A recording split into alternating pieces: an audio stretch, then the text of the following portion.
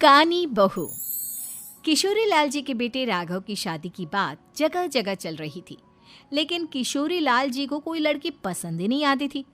और उसकी एक ही वजह थी, किशोरी लाल जी का लालची होना।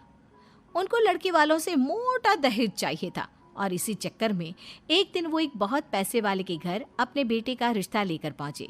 उस आदमी का नाम था ओम प्रकाश।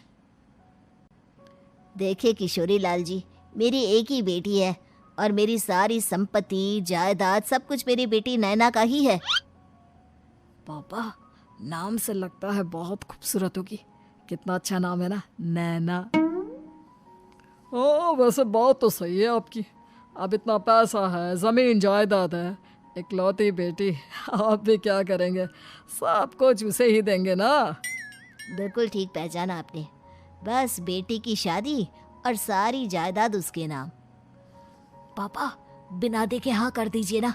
इतना अच्छा रिश्ता फिर कहाँ मिलेगा? माला माल हो जाएंगे हम। मैं अपनी बेटी को बुलाता हूँ। अरे नहीं नहीं नहीं नहीं, आपकी बेटी का नाम नैना है, सुनकर ही लगता है बहुत सुंदर होगी। रहने दीजिए अंकल, मैं तो आपकी बेटी के नाम से ही इतना खुश हो गया हूँ कि उसे बिना देखे शादी करने को तैयार हूँ। अब तो मैं उसका चेहरा सीधे शादी के बाद ही देखूंगा। और इस तरह राघव नैना का चेहरा नहीं देखता और उससे शादी कर लेता है। शादी के बाद अपनी सुहाग रात पर जब राघव नैना का घूंघट उठाकर देखता है तो नैना की आंखें बंद थी। कितनी खूबसूरत हो तुम नैना, जरा अपनी आंखें खोलकर मेरी तरफ देखो तो सही। नहीं, मुझे शर्म आती है। अरे, मैंने तुम्हें शादी से पहले भी नहीं देखा, और अब अगर तुम आंखें खोलकर मुझे देखोगी भी नहीं तो मुझे अच्छा कैसे लगेगा?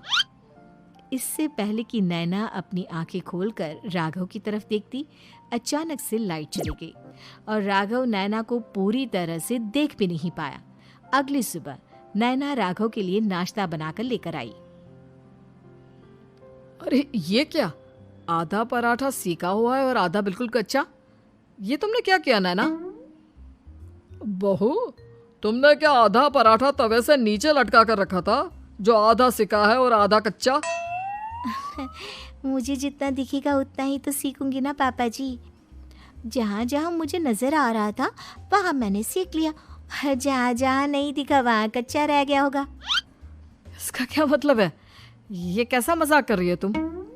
अरे बहू, तुमने इतना लंबा घूंघट क्यों लगाया हुआ है? देखो, हमारे घर में बहुओं को बेटी की तरह रखा जाता है, और फिर तुम तो इतना सारा माल लेकर आई हो। देखो, ये घूंघट डालकर रखने की कोई ज़रूरत नहीं है। हाँ नैना, पापा जी ठीक कह रहे हैं, तुम तो आराम से रहो, अपना ही घर समझो। नैना अचानक से अपना घूंघट उठा लेती है। अरे ये क्या पापा, नैना की तो एक आंख फूटी हुई है। नाम से नैना, लेकिन ये तो कानी बहू निकली। मेरे साथ धोखा हुआ है, धोखा। बिना दिखाए अपनी कानी लड़की मेरे संग ब्याह दी। मुझे कानी बीवी नहीं चाहिए। मुझे अभी ओम प्रकाश जी से बात करनी पड़ेगी। आखिर उन्होंने मेरे साथ ऐसा किया क्यों? अरे, आप लोगों ने ही तो पापा से कहा था कि आप लोग शादी से पहले मुझे देखना नहीं चाहते। अब मेरे पापा पर क्यों इल्जाम लगा रहे हैं? अरे लेकिन उन्हें बताना तो चाहिए था ना कि तुम कानी हो, एक आंख से तुम्हें दिखाई नहीं देता। किशोरी लाल और राघव नाराज होकर ओम प्रकाश को अपने घर बुलाते हैं। पापा जी, ये आपने क्या किया?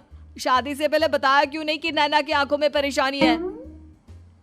अरे, आप ही ने तो लड़की देखने से मना कर दिया था। और लेकिन आप बता तो सकते थे। आपको तो हमारी बेटी की प्रॉपर्टी चाहिए थी, वो भी पूरी की पूरी।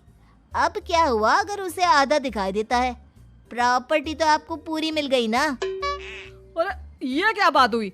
मेरी शादी प्रॉपर्टी से नहीं, आपकी बेटी से हुई है। अब ये तो पहले सोचना चाहिए था, तब तो मेरी प्रॉपर्टी देखकर तुम्हारी जुबान लप लप आ रही थी। लेकिन मैं कानी लड़की को अपनी बीवी बनाकर नहीं रख सकता। पापा, कुछ करिए ना आप। हाँ, करता हूँ। देखिए ओम प्रकाश जी, आप हमारे साथ ऐसा नहीं कर सकते। और तुम देखो, अगर तुमने मेरी बेटी से शादी तोड़ी ना, तो जो भी प्रॉपर्टी मैंने तुम्हें दी है वो तो पूरी की पूरी वापस ले ही लूँगा, और आधी प्रॉपर्टी तुम्हारी भी लूँगा। अरे मेरी आधी प्रॉपर्टी भला क्यों लेंगे आप? इसलिए क्योंकि मेरी बेटी को आधा नज़र आता है और उसकी नज़र अभी तक तुम्हारी आधी जायदाद पर ही पड़ी है। अब तुम उसे घर से निकालोगे तो कुछ तो लेकर जाएगी ना। और अगर हम आपकी बेटी को अपने घर की बहू बना कर रखे तो? तो तुम्हारी पूरी प्रॉपर्टी तुम्हारी ही रहेगी, और जो मैंने तुम्हें दिया है ना, उसमें से बस मैं आधा लेकर जाऊंगा। अरे लेकिन अब आप अपनी दी हुई प्रॉपर्टी में से आधी वापस क्यों लेकर जाएंगे? अगर मैं आपकी बेटी को अपनी पत्नी बनाकर रखने को तैयार हूं तो? इसलिए ताकि भविष्य में अगर तुम मेरी बेटी को धोखा दो तो उसके पास कुछ तो रहे जो पति का हो।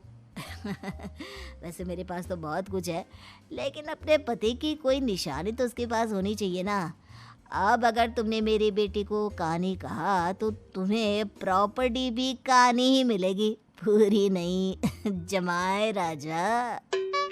किशोरी लाल और राघव समझ चुके थे कि वो बुरी तरह फंस चुके हैं और अब उनके पास वहां से निकलने का कोई चारा नहीं है। अब समझ में आया ना, लालच बुरी बला होती है। एक तो तुम्हें प्रॉपर्टी मिली, ऊपर से बीवी मिली, उसमें तुम्हें नखरे भी दिखाने हैं। आए बड़े, चुपचाप बैठो दोनों।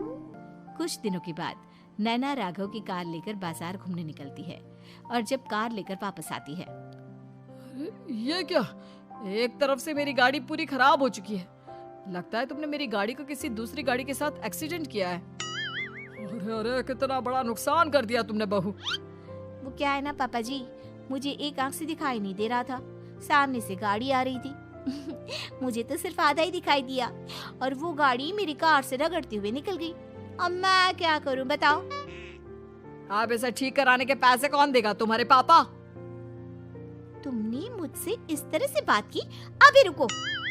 नैना राघव की शिकायत ओम प्रकाश को कर देती है। देखो राघव, अब जो मेरी आधी प्रॉपर्टी तुम्हारे पास थी ना, उसमें से आधी और मैं लेकर जाऊंगा, क्योंकि तुमने मेरी बेटी को डांटा। अरे नहीं नहीं पापा जी, गलती हो गई, माफ कर दो। गलती की तो कोई गुंजाइश ही नहीं। अगली बार मेरी बेटी को डांटा तो बची हुई आधी में से आधी और ले जाऊंगा। लालच के चक्कर में हम दोनों ने बहुत बड़ी गलती कर दी बेटा। एक तो तुम्हें कानी बहू मिली और ऊपर से जो माल मिला वो भी काना। इस तरह राघव की हर एक गलती पर ओम प्रकाश उसकी प्रॉपर्टी का आधा आधा हिस्सा लेकर अपना सारा माल वापस ले गया और राघव को कानी बीवी से काम चलाना पड़ा। भाई लालच वाकई में बुरी बला है।